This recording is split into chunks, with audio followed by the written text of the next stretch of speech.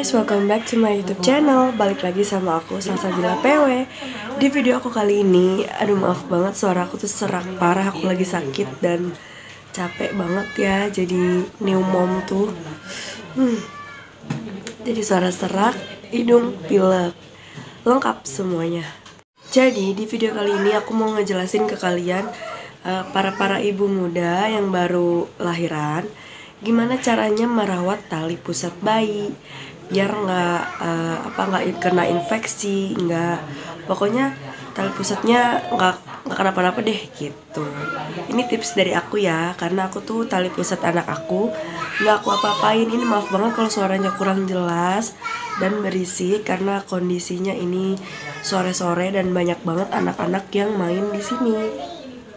Oke, jadi tips dari aku itu yang pertama, jadi sebenarnya tali pusat itu apa? Buat kalian yang nggak tahu, tali pusat itu kayak gini, dan dia itu berfungsi di dalam perut kita saat kita hamil. Fungsinya itu untuk menyalurkan nutrisi dan oksigen dari si ibu ke janin, ke bayi gitu. Jadi kalau nggak, jadi dia ini penting banget gitu. Nah, tips dari aku biar tali pusat anak kalian itu nggak kena infeksi dan nggak kenapa-napa ya. Tipsnya yang pertama, kalian jangan gemes. Kayak misalnya dikit lagi mau copot nih, tapi kalian tarik, itu tuh jangan ya. Itu nanti bisa menyebabkan infeksi parah gitu. Nanti anak kalian jadi demam, kasihan deh. Pokoknya jangan diapa-apain, jangan ditarik, jangan dimain-mainin gitu, jangan. Terus tips yang kedua yaitu kalian bersihinnya pakai air aja, cukup pakai air, jangan pakai betadine, pakai alkohol, itu nggak usah.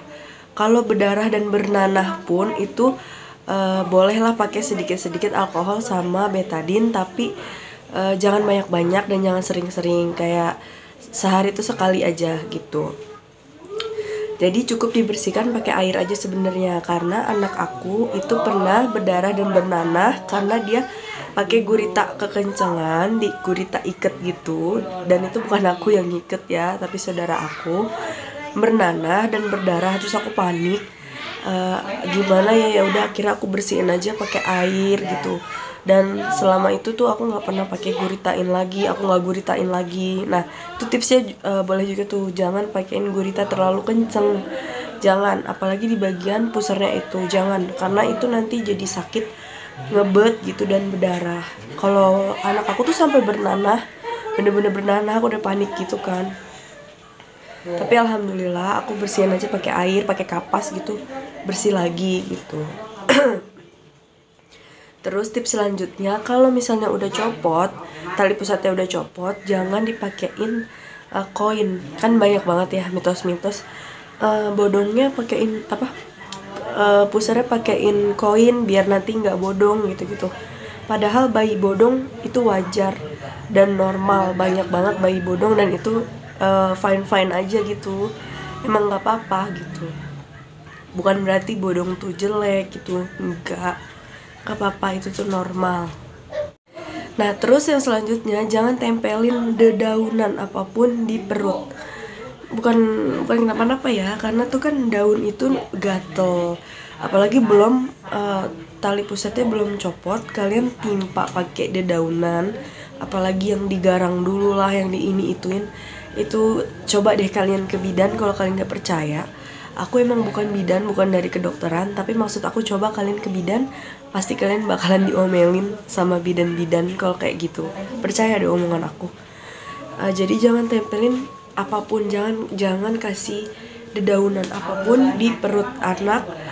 Mau udah puput mau belum puput, jangan dikasih apapun, karena daun itu kan kotor, walaupun udah kalian cuci juga ya, apalagi digarang dulu nih, terus ditempel berjam-jam di perut, dan itu malah bikin perut anak iritasi, gatel, dan si anak malah nggak nyaman.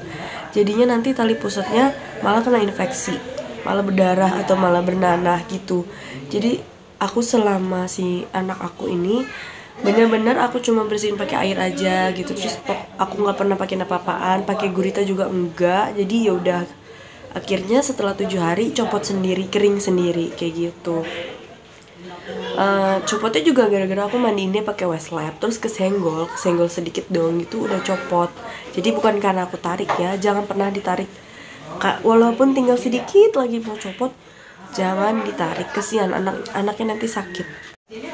Aku tahu sih pasti susah banget nerapin ini karena kita ini masih tinggal di lingkungan yang masih kolot ya, yang nggak modern ya, apalagi orang tua. Bukan aku nyalain, tapi maksud aku mostly rata-rata orang tua itu pasti bilang pakein gurita, nanti perutnya tuh jadinya buncit atau gimana gitu, nanti dia tuh kembung, nanti dia masuk angin gitu.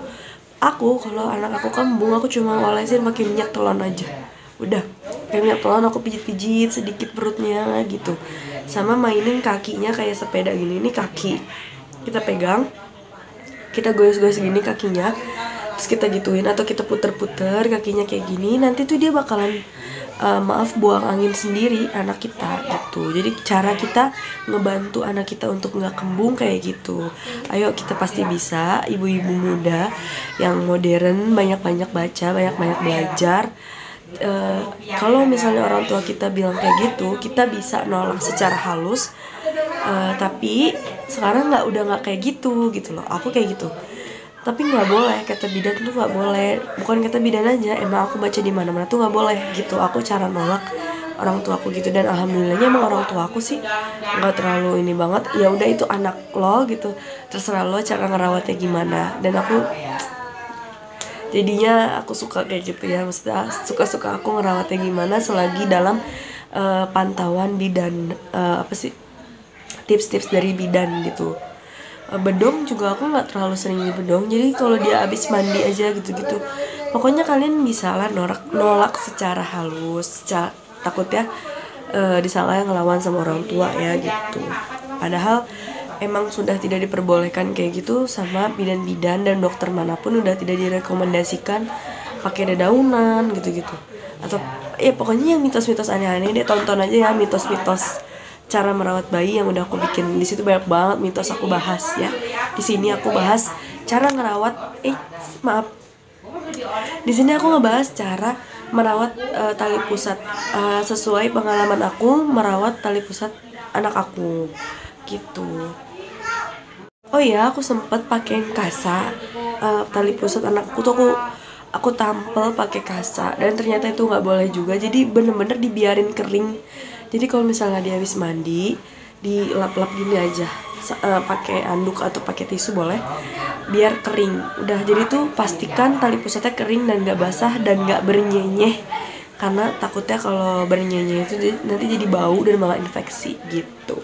Pokoknya jangan pakein baju yang ketat-ketat, pokoknya jangan ketat-ketat deh, jangan yang mengganggu tali pusat itu jangan. Kalau pakai pampers nih, itu di bawah tali pusat kalau bisa ya, atau melewati atasnya tali pusat. Jadi jangan pas tali pusatnya itu ya, jangan, sakit nanti gitu.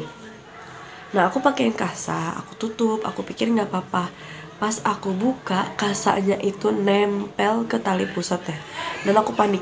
Pas aku tarik-tarik tuh susah, jadi dia kayak udah nempel parah banget di tali pusatnya itu. Aku panik sendiri, akhirnya aku mandiin dia gitu kan, kena air tuh, akhirnya kayak rada-rada copot sedikit gitu kain kasanya. Makanya kalau saran aku jangan juga deh pakai kasa, udah bener-bener dibiarin gitu aja ya. Oke? Aku bukannya so tahu, bukannya gimana ya, tapi ini bener-bener real pengalaman aku, cara merawat tali pusat anak aku tuh aku kayak gitu. Bener-bener aku biarin gitu aja, nggak aku pakein apa-apa, nggak pakai kain kasa, nggak pakai betadine, nggak pakai alkohol gitu-gitu. Kan katanya pakai betadine, pakai alkohol biar cepet kering, biar cepet copot.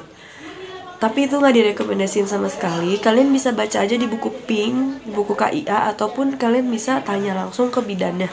Kalau kalian nggak percaya, aku lebih percaya bidan daripada mitos-mitos zaman dulu. Aku sangat anti. Terserah orang lain mau ngomong apa, ini anak gue yang tahu gimana anak gue, dan nanti tuh gue yang ngerawat sampai gede, bukan lo gitu.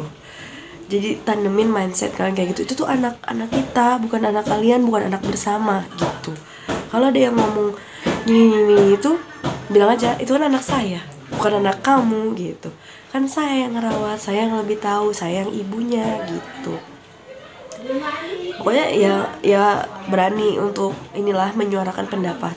Sekarang udah 2022 loh, masa masih mau terjebak di dalam mitos-mitos yang kolot kayak gitu sih gitu. Terus setelah udah copot itu dikemanain? Kalau aku sih aku simpan. Itu aku simpan aja buat kenang-kenangan, tapi nggak tahu buat apa. Tapi pas aku search di Google itu tuh ternyata ampuh loh buat nyembuhin penyakit apa gitu.